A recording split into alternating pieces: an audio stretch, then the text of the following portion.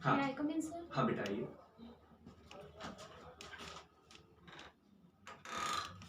Good afternoon, sir. Afternoon बेटा, बैठिए। Thank you, sir. Kumari Sonali Pawar, जी सर। अपना परिचय दीजिए ताकि मैं आपका डिटेल एप्लीकेशन फॉर्म को ना देखते हुए आपके विषय में जान लूँ। जी सर, मेरा नाम सोनाली पवार है। मैं मध्य प्रदेश राज्य के बैतूल जिले के ग्राम बैतूल बाजार की निवासी हूँ। मैंने अपनी प्राथमिक एवं माध्यमिक शिक्षा सरस्वती शिशु विद्या मंदिर से प्राप्त की है। तत्पश्चात मेरी अपनी उच्च एवं उच्चतर शिक्षा शासकीय कन्या उच्चतर माध्यमिक शाला से प्राप्त की है। उसके बाद मैंने अपनी बैचलर ऑफ आर्ट्स की डिग्री जयवंती हॉक्सर शासकीय महाविद्यालय से पूर्ण की है। और मेरी हॉबी है भाषाएं सीखना है। मेरी रुचियाँ है कबड्डी खेलना और मोटिवेशनल स्पीकर को सुनना है। और मेरा वैकल्पिक विषय हिंदी साहित्य है। और मेरे आदर्श व्यक्ति डॉक्टर APJ अब्दुल कलाम है। बहुत बढ़िया। आपने 12th क्लास 2017 में? Yes sir. कौन से विषय से? PCM से। PCM से मैथ। स्पेशल कौन था? मैथ। हाँ। आपका नाम सोनाली पवार है? जी सर। है ना? सोनाली का अर्थ क्या होता है? सर सुनहरा या स्वर्ण। सोनाली जो एक बेंद्रे करके महिला, यस सर। उनका संबंध किससे है? सर वो फिल्म अभिनेत्री रही हैं। फिल्म अभिनेत्री के अलावा भी उन्होंने कुछ कार्य करा है? सर इसके बारे में मुझे जानकारी नहीं है। इसके अलावा कोई और महिला? सोनाली फोगाट रही है, BJP कार्यकर्ता है वो। और एक सोनाली कुलकर्णी रही है जो फिल्म अभिनेत्री है। फोगाट फैमिली भारत में बड़ी प्रसिद्ध रही है। जी सर। और उनके ऊपर एक मूवी भी बनी है। जी सर। कौन सी मूवी है वो? दंगल मूवी है। उनके मुख्य किरदार के रूप में कौन थी? सर मुझे एग्जैक्टली नाम तो उनका याद नहीं है, बट जो उन्होंने मूवी में रोल किया था उसमें गीता और बबीता नाम से किया। गीता और बबीता नाम से क्या था? उनके पिताजी का नाम? Sir sorry sir. मूवी का नाम? दंगल। दंगल। ऐसी दंगल से संबंधित एक और मूवी बनी थी जो जिसे सलमान खान ने रोल प्ले करा था। सुल्तान। सुल्तान। सुल्तान करके कोई इतिहास में कोई ऐसा व्यक्ति समझ में आ रहा है? सुल्तान नाम से ही था प्रसिद्ध मॉडर्न इंडिया में। Sorry sir. आपने पवार के बारे में बताया, तो पवार परमार वंश। जी सर। है ना? पवार परमार वंश। महाराष्ट्र में जब मराठा साम्राज्य फैल रहा था तो उन्होंने अपनी एक व्यवस्था को स्थापित करने के लिए सरदारों के माध्यम से काम करा था। जी सर। तो उस समय में एक पवार जी के साथ में संबंध बनाए गए थे। पवार का नाम क्या था? सर एग्जैक्टली तो नहीं पता, बट उदया दिन करके आई थिंक।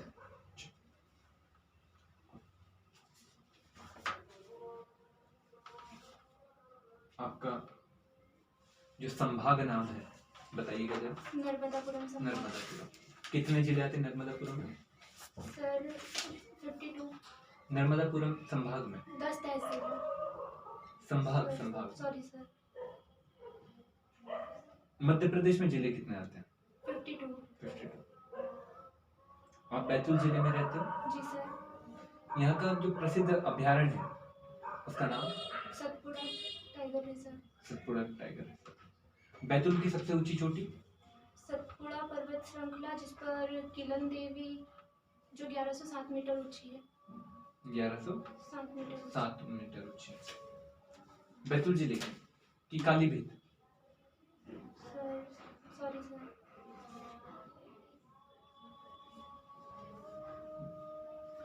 मध्य प्रदेश बैतूल जिले के ऐसे कौन सांसद रहे जिनका संबंध हॉकी से भी रहा? Sorry sir. कुकरू खामला? जी सर। बैतूल का एक प्रसिद्ध क्षेत्र है। जी सर। किन दो चीजों के लिए प्रसिद्ध है? सर फर्स्ट तो यहाँ पर सनराइज एवं सनसेट पॉइंट है। और दूसरा कॉफी उत्पादन के लिए प्रसिद्ध है। कॉफी उत्पादन के लिए प्रसिद्ध है। मध्य प्रदेश में कॉफी यहीं पर उत्पादित होती है कि और कहीं पर भी उत्पादित होती है? मुझे जहाँ तक पता है यहाँ पर ही उत्पादित होता यहाँ पर ही। कॉफी के उत्पादन के लिए आदर्श स्थिति कैसी होनी चाहिए? सर वर्षा 150 से 250 डिग्री सेंटीमीटर तक। Degree centimetre? नहीं, ओनली सेंटीमीटर। 150 से 250 सेंटीमीटर। और जो तापमान रहेगा 20 से 25 डिग्री सेल्सियस।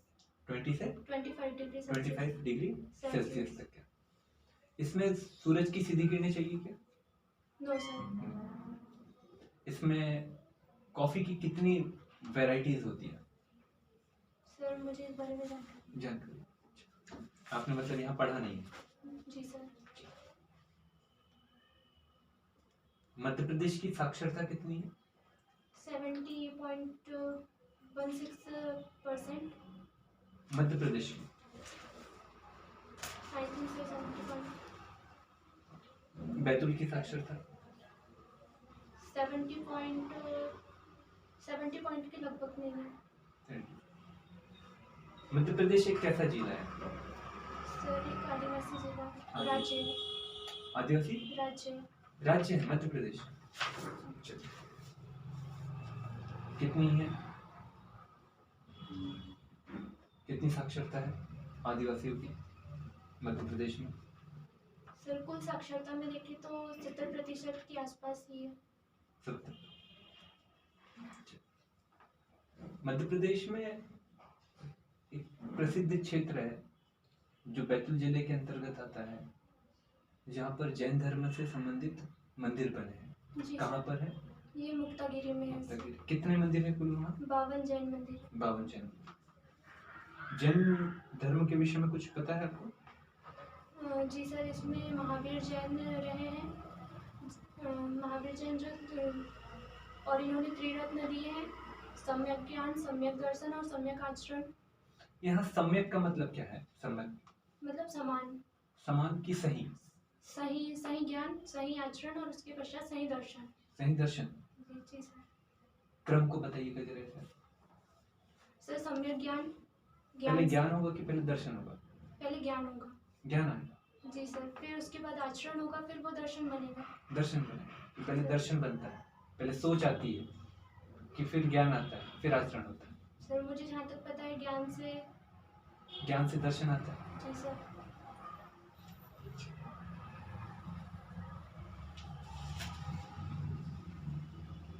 एक किला है असीरगढ़ का किला। जी सर। किसके लिए प्रसिद्ध है? सर ये सांस्कृतिक बैतूल के जो सांस्कृतिक क्षेत्र है उससे संबंधित है और ये एक छोटा बंदरगाह है। छोटा बंदरगाह क्यों बोला जाता है छोटा बंदरगाह? सर इस बारे में मुझे जानकारी नहीं। मुल्ताई तहसील है? जी सर। मुल्ताई तहसील प्रसिद्ध क्यों है?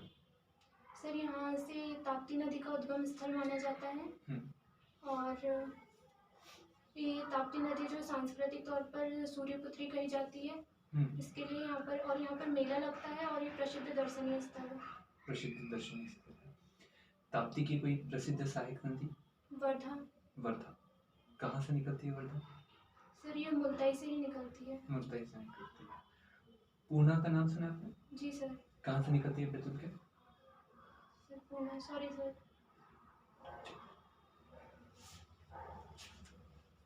मलाजपुर एक क्षेत्र है, किस धर्म से संबंधित है? सर ये हिंदू धर्म से संबंधित है। कि सिख धर्म से?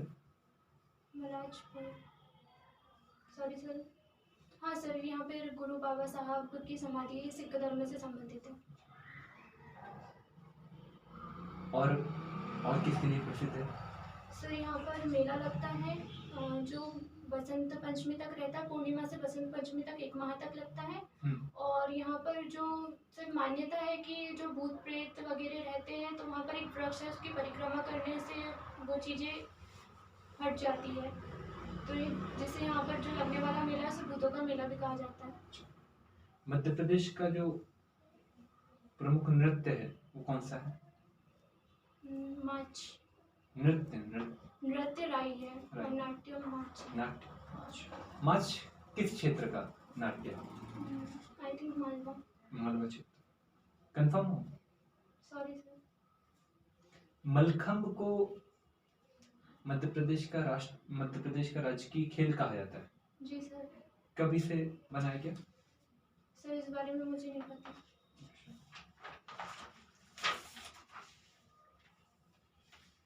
मध्य प्रदेश के पड़ोसी राज्यों के नाम बताइए जो सीमा साझा करते हैं। उत्तर प्रदेश, राजस्थान, गुजरात, महाराष्ट्र, छत्तीसगढ़। छत्तीसगढ़। कितने राज्य हैं? 5। 5 राज्य। सबसे अधिक किससे मिलाते हैं? सर उत्तर प्रदेश। सबसे कम? सबसे कम छत्तीसगढ़। छत्तीसगढ़ की Gujarat. Sorry sir. Motivational speaker सुनना आपको पसंद है? जी सर। किसे सुनते हो? संदीप माहेश्वरी। संदीप माहेश्वरी। कबड्डी खेलना ही पसंद है? जी सर। कबड्डी में एक लाइन रहती है, बोनस लाइन। जी सर। बोनस लाइन में बोनस कब मिलता है? सर जब उस बोनस लाइन को छूकर रेडर या डिफेंडर वापस अपने कोर्ट में आता है तब। कैसे? मतलब सर उस कंडीशन को बताइए जब बोनस मिलेगा। क्या 2 लोग अगर रहेंगे कोर्ट में, जी उस सर। समय में अगर वो बोनस लाइन को टच करके आ रहा है तो बोनस मिलेगा? यस सर मिलेगा। तभी मिलेगा? Yes sir. पक्का? सर मुझे बैतूल में ऐसा कौन सा खनिज पाया जाता है जो केवल बैतूल में पाया जाता है? तांबा। तांबा? जी सर। किटीन? सर आई थिंक तांबा। तांबा। तो बालाघाट में क्या पाया जाता है? बालाघाट में सर मैग्नीज। मैग्नीज पाया जाता है, तांबा नहीं पाया जाता। तांबा भी पाया जाता है। तो फिर बैतूल में? आई थिंक चलिए कोई बात नहीं। आपने कबड्डी में अभी लास्ट वर्ल्ड कप हुआ था, कबड्डी वर्ल्ड कप, वो जीता कौन था? सर वर्तमान का तो मुझे पता नहीं, फिर पहले देखा था मैंने। अभी वर्तमान का? जी। लास्ट वर्ल्ड कप नहीं लिया। एक प्रो कबड्डी लीग होती है। जी सर। कितनी टीम है उसमें?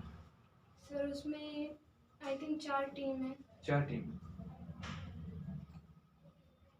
कौन जीता था last pro kabaddi league? Sir इसमें सोनाक्षी सिन्हा ने जो टीम को लीड कर रही थी, मतलब जिस टीम की मालिक थी वो जीती थी, उस टीम का मुझे नाम नहीं। भाषाएं सीखना आपको पसंद है ना? जी। मध्य प्रदेश की भाषा कौन सी है? हिंदी। हिंदी। मध्य प्रदेश छत्तीसगढ़ की? छत्तीसगढ़ी। छत्तीसगढ़ी।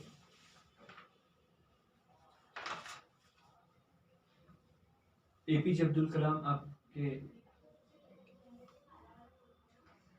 दार्शनिक व्यक्ति हैं, आपको मोटिवेट करते हैं, आदर्श व्यक्ति में से। एपीजे अब्दुल कलाम ने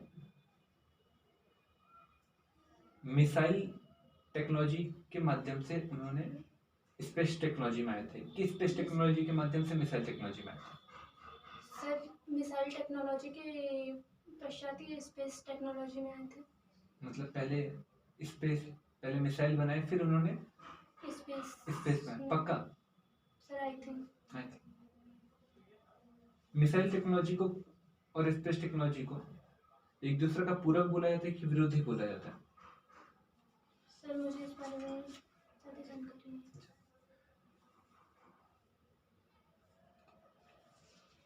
नहीं। एक रहती है राष्ट्रीय भाषा, एक रहती है राजकीय भाषा। जी सर। है ना? राष्ट्रीय भाषा का तात्पर्य क्या है? सर राष्ट्रीय भाषा से तात्पर्य कि जो राष्ट्रीय स्तर पर बोली जाती है और इसमें ये व्याकरण सम्मत होती है। व्याकरण सम्मत। और राजकीय भाषा? सर ये जो राज्य के द्वारा संवैधानिक कार्यों के लिए प्रयोग की जाती है वो राजकीय भाषा कहलाती है। यहाँ पर राज्य का तात्पर्य क्या है? किसी भी राज्य के द्वारा सर। यहाँ राज्य का तात्पर्य देश से है कि उसके अंदर का कोई प्रोविजंस? उसके अंदर के प्रोविजंस हैं। प्रोविजंस। ठीक है, चलिए। कर्नाटक की राजधानी क्या है? कर्नाटक की राजधानी, सॉरी सर मुझे रिकॉल नहीं। रिकॉल।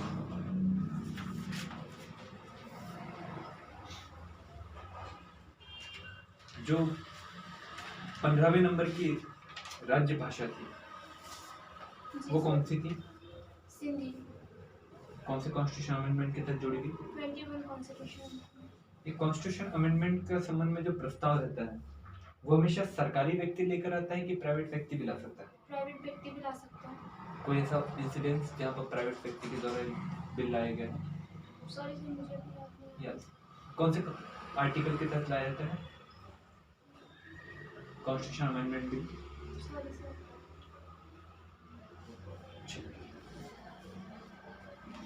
अपने जिले के विषय में कुछ बताइए।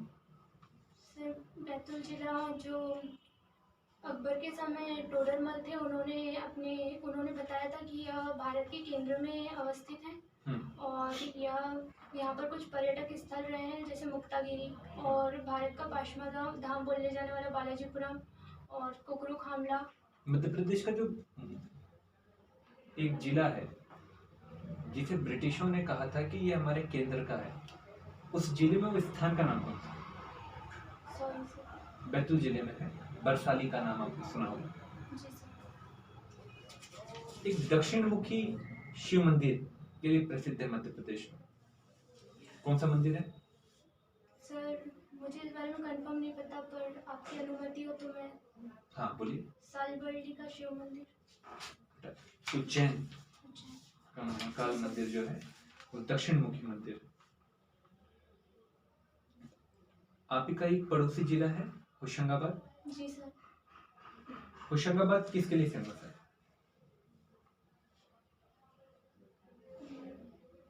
सर यहाँ से नर्मदा नदी होशंगाबाद के मध्य से प्रवाहित होती है और इसके ऊपर sir sorry sir. Sethani Ghat है। जी सर। पंचमढ़ी। पचमढ़ी सर इसकी सबसे ऊंची चोटी धूपगढ़ है। धूपगढ़ तो उसके लिए भी फेमस है। जी सर। चलिए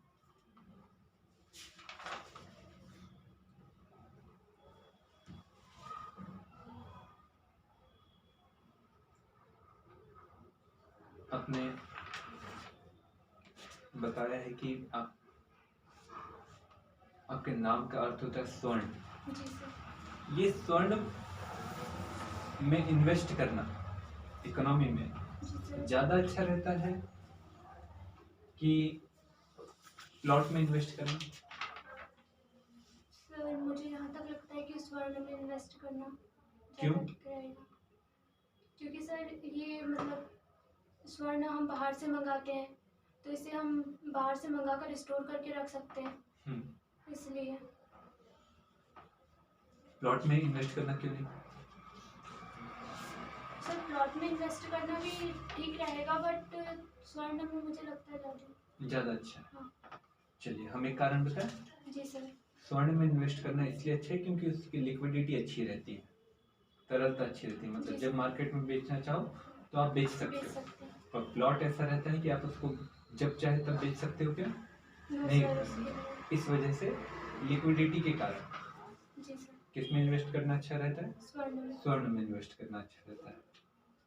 ठीक है, लिक्विडिटी के कारण। जी सर। ठीक है, लॉन्ग टर्म में अगर देखें तो किस में इन्वेस्ट करना अच्छा रहता है? प्लॉट्स में।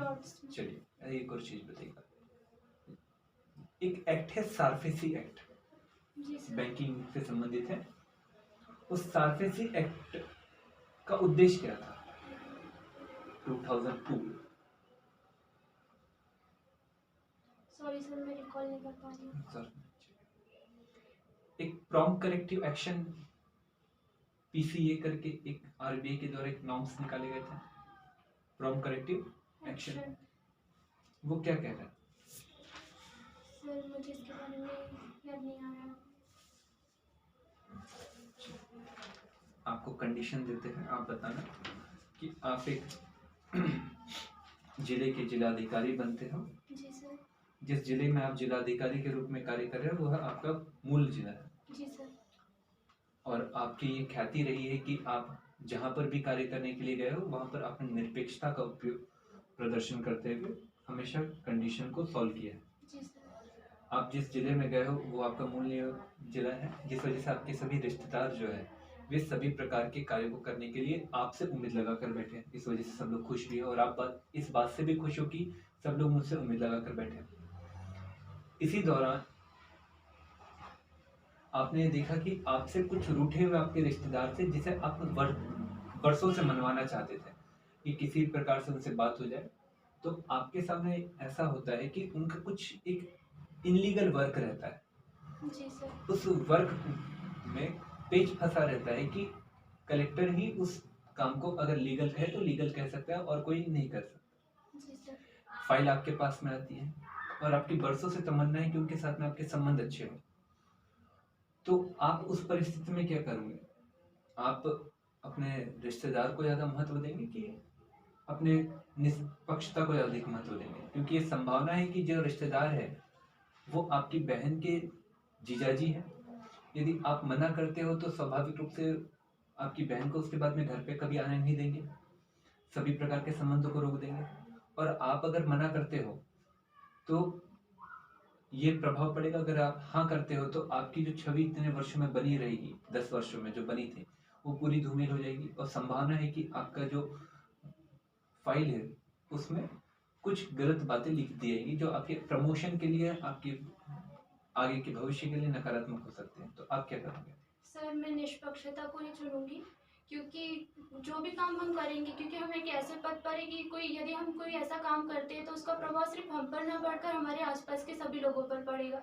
इस वजह से मैं निष्पक्षता को चुनूंगी और मैं अपनी बहन को बताने की कोशिश करूंगी कि मैं जिस पद पर हूँ, जिस जगह हूँ, वहाँ मतलब ऐसा काम नहीं कर सकती हूँ। और जो मैंने जिस समय शपथ ली थी इस पद को लेकर, और जो मैंने अपने कहा था कि मैं जब कोई भी काम करूंगी तो उससे सभी लोगों को इसका अच्छा ही फल मिले, जिस वजह से मैं निष्पक्षता को चुनूंगी।